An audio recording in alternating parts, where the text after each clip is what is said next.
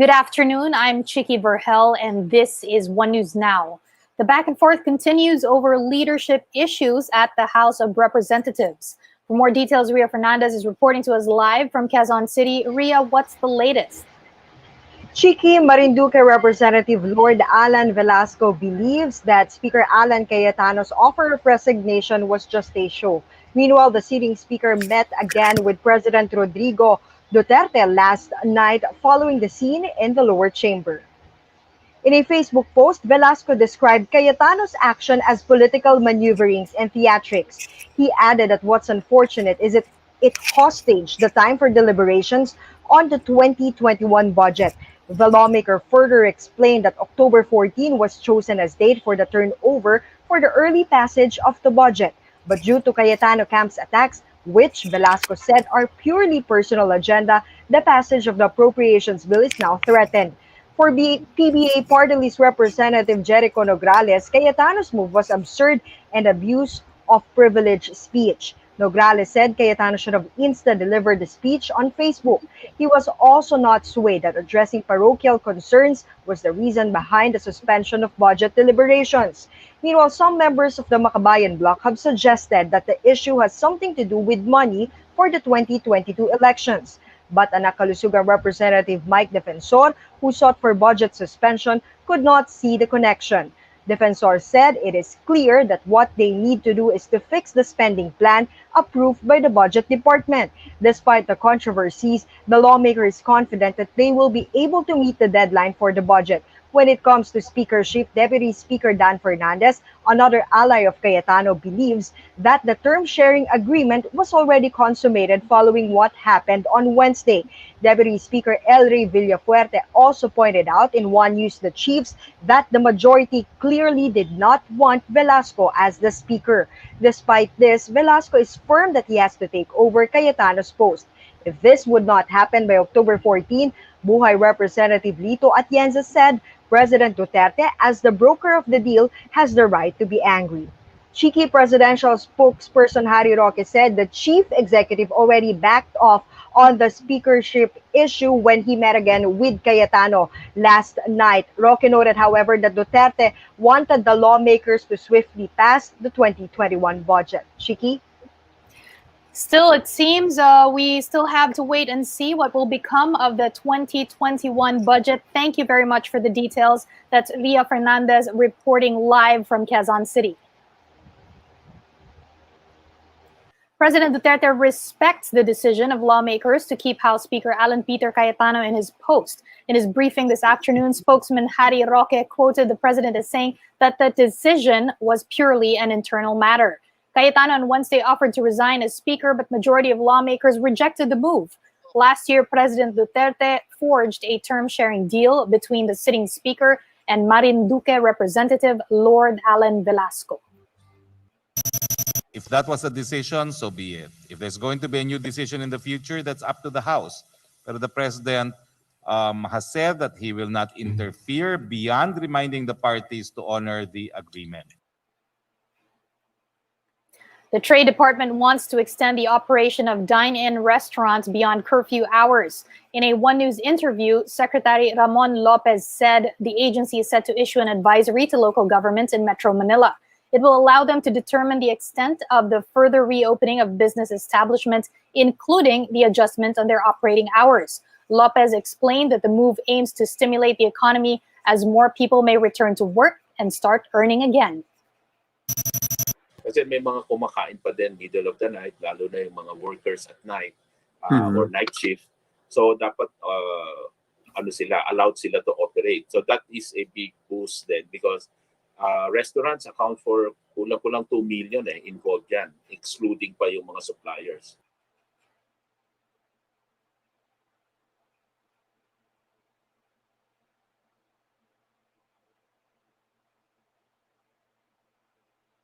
Meanwhile, the health department reported over 2,400 new infections today, bringing the case tally to 314,000. The virus killed 59 patients in the past 24 hours, pushing the national death toll to more than 5,500. Some 254,000, meanwhile, have gotten better from the disease, with over 700 new recoveries reported today. More stories after this short break. Stay with us here on One News.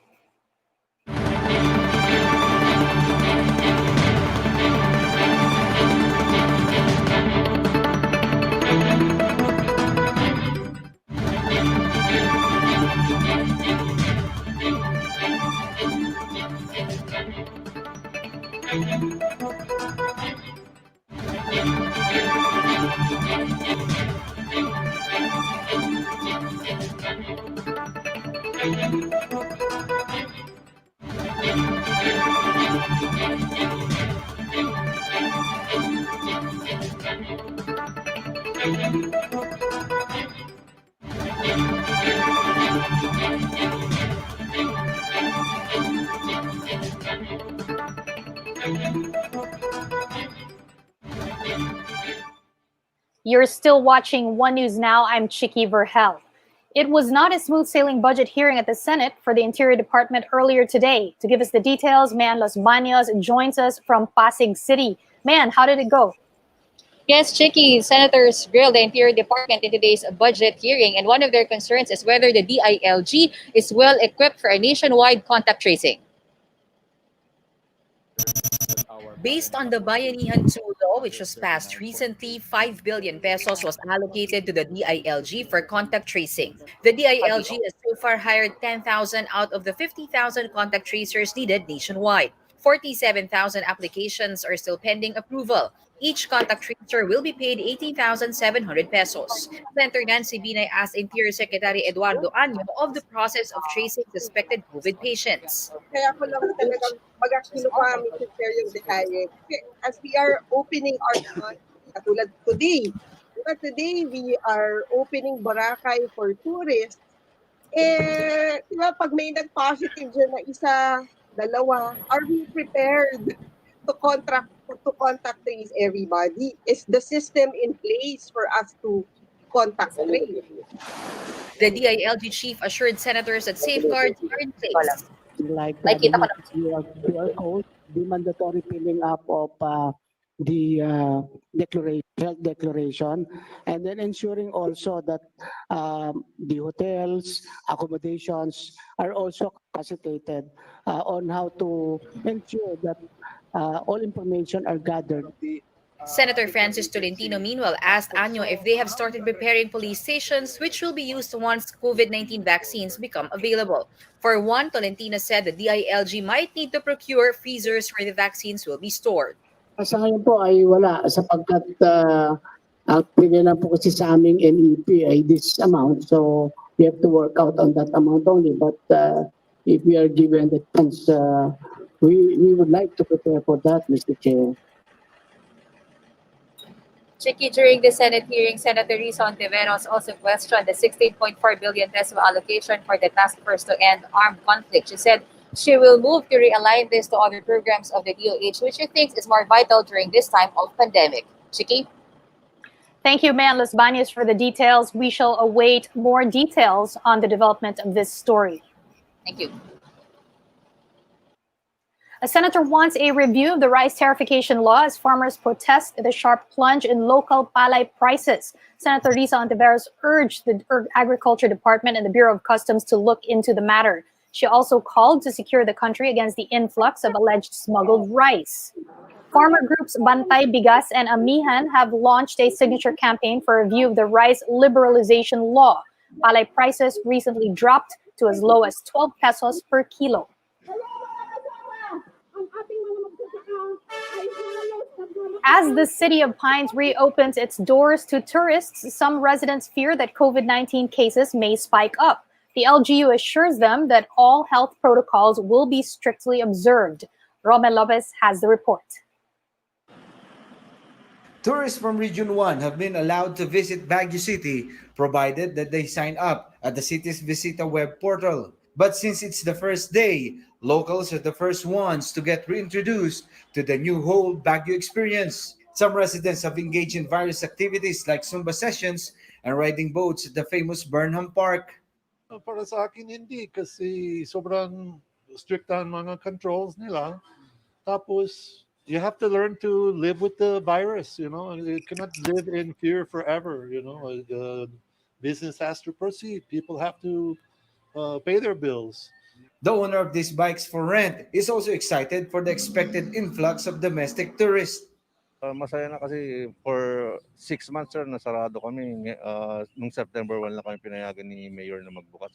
At least sir, kahit pa paano, nakikita rin ng mga turista na nagbukas na rin ang park ng Baguio. At saka yung mga ibang park pa rin po, nagbukas na rin po. Kaya at least kahit pa paano, nakakainganyo na rin ng mga turista sir.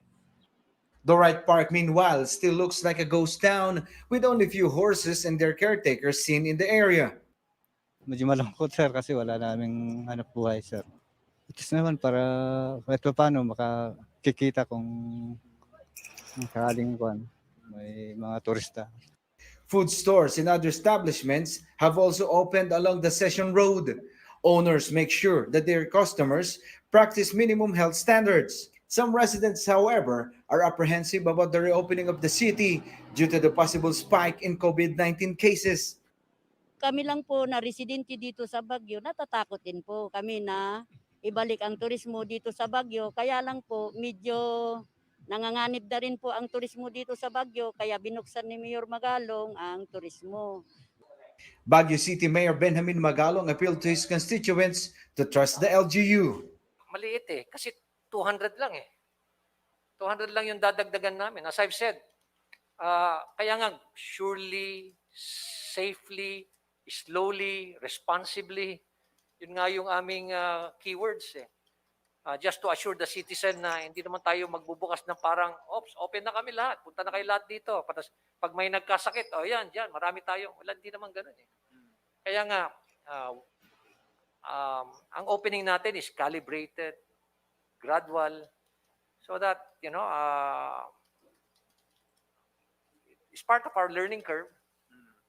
And then let us see if we'll be able to manage it. Kung nagkakaroon tayo ng kaso, do we have enough facilities to accommodate them? Titingnan natin lahat.